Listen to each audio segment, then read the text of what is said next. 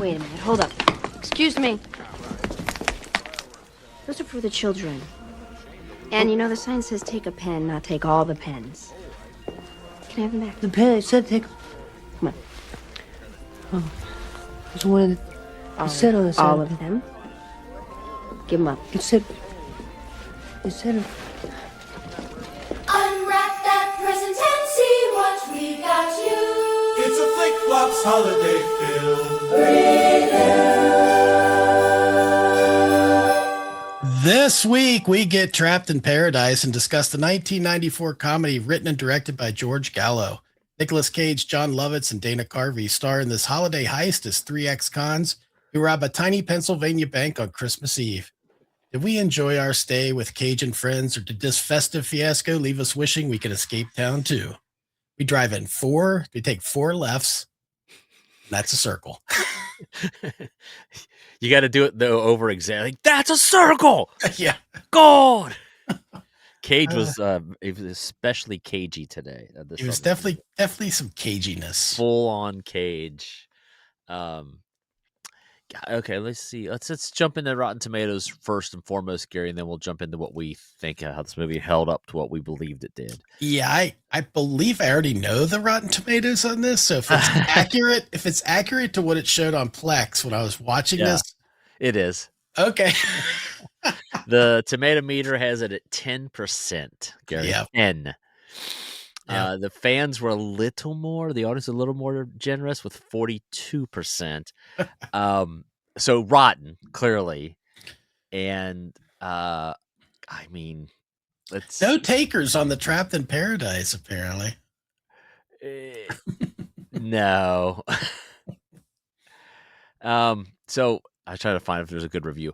Gary, this is I'm just gonna get this out of the way. This falls into that category that I don't like, where it's the memory of it is way better than the 2025 viewing of it for me. Yeah. If that gives you an indication, I don't want to give it a thumbs down, but it's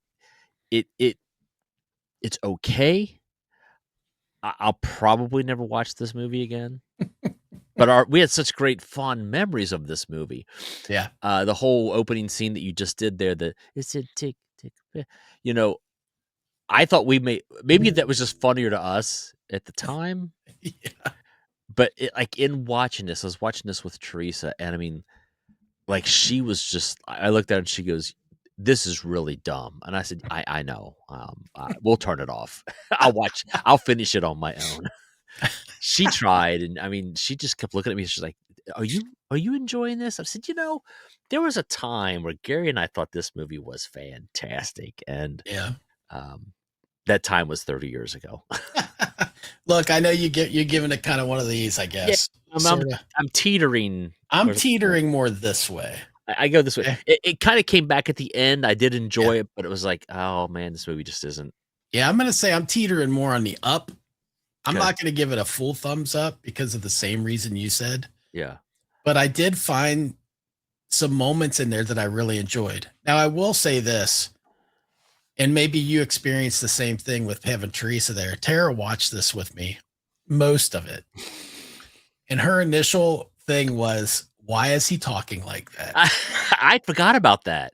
I did too. I was like, wow, that's a little annoying. We always go like, take a pin, but I didn't realize that was his whole, because it was that was the whole thing he did the whole time. So there's a little bit of it's of its time. Like at the time. Yeah. I mean, I think a lot of those, I mean, this is a 94 film. Rotten Tomatoes wasn't around in 94. So this is people after the fact, not in the moment viewing this, and they're giving it their ratings. I think it should be a little higher than what it is on there. Yeah, I'd say higher than 10 on the tomato meter. I would definitely say that. But, I honestly, my thoughts on this, Gary, at the end of this movie was, I was like, this seems like it was a vehicle for me. It came across as a vehicle for John Lovett's liar character. Well, that it's funny you say that because that was one of my thoughts as well. It was like here's Dana Carvey being able to just do another role, like Yeah. another comedic performance in a different vein. Here's Nicolas Cage being Nicolas Cage, and here's John Lovitz being his character from Saturday Night Live. Basically Tommy Flanagan, except without the exaggeration. Like, yeah, that's the ticket. Right. Yeah, I was. Yeah. Yeah. And that's what it felt like. And look, I love Lovitz, I love Carvey, and I love Cage. It screamed this should be good, and it's a decent feel good movie. It really is. It plays well. It's a little long and it gets a little tiring at times. And Carvey, unfortunately, his character's voice kind of got on my nerves a little. I was like, oh man, Dana. Yeah, it makes it I tough. love you so much, and this is hard. Yeah. But his character is so great because he's dim-witted and just kind of like, this would take a pen. Yeah. So he just can't help it. I'm trying to remember. I actually think because I'm recalling towards the ending, I feel like Tara saw almost all of the movie. So that kind of surprises me. 30 minutes in, and Teresa, she's like, can I just go somewhere else in the house? Like, can I put headphones on and be out of earshot and just make sure I don't hear anything? Go sit in my office and stare at the wall. I was like, yeah, you can. Look, there's some moments in this film that I actually really did like, but overall, I get the same sense you did, that it was just a little overdone in parts, but it had its good moments. So again, I'm trending more a little towards up. I wanted to say a couple things. There was a couple scenes to me that felt like, hey, there's somebody behind the camera making some decisions that maybe if this was written better and it wasn't so crazy, that maybe these scenes would have actually stood out a little better. There's a scene right above us where, is that the one that's the one where they're looking into there's two times that they're looking through bars. So the one above you is right in the beginning of the film. Well, that one's towards the end when they're looking into the locked safe. That's the safe. Oh, above us. I'm sorry. Yeah. I'm looking at your background. I'm sorry. No. Yeah, above us. Sorry. Up there. I feel like Ira Joe Fisher. I don't know which way to point my finger. Right. How about that callback, kids? Right backwards. That scene like that, and then there's another scene where Nicolas Cage is looking through bars in a cemetery and seeing the girl walking away. And I'm like, those are two visual things that you could say it's the thought that they might go to prison, where it's the group of them.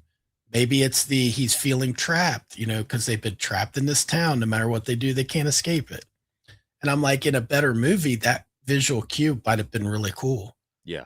One other thing that I noticed is in that beginning scene that I played at the beginning, where he's taking the pens and all that stuff. As they're looking around this place and seeing all the poor security and all that, the song "Do You See What I See" is playing in the background.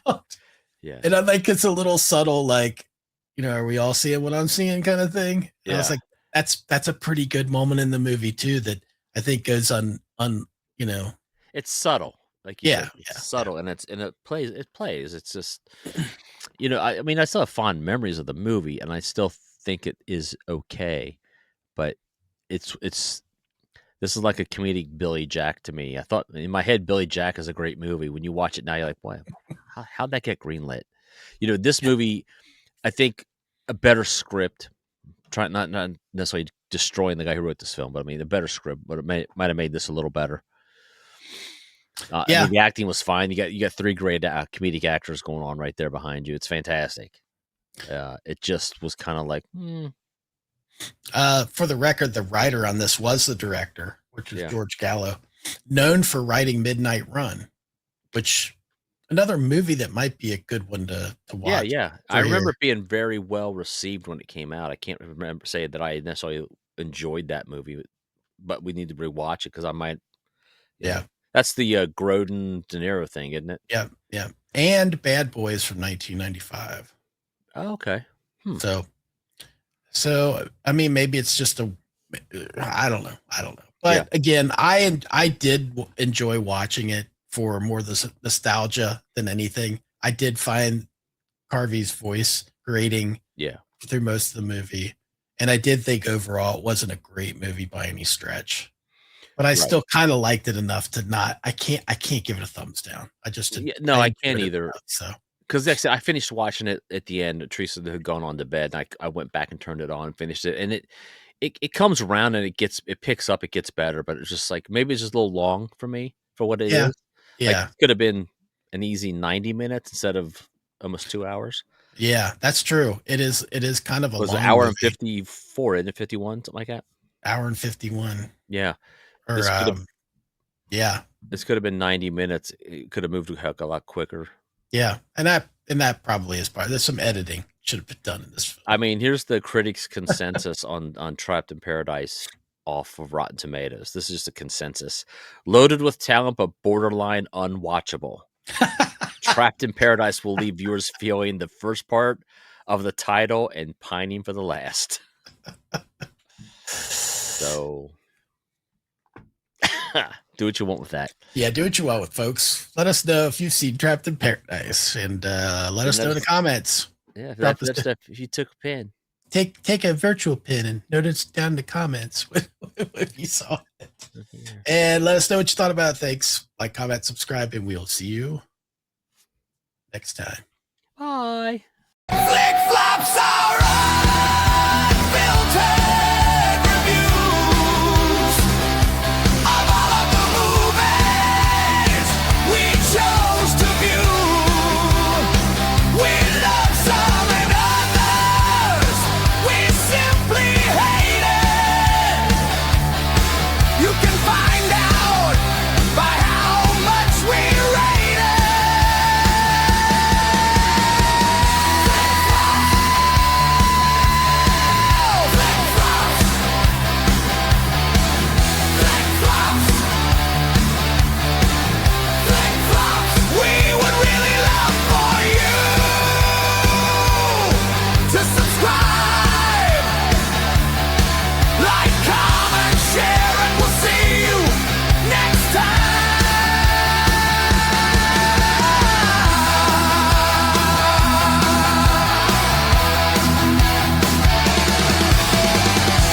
This has been a Touch of Madness production, brought to you by the creative minds at Tommy Twins Media.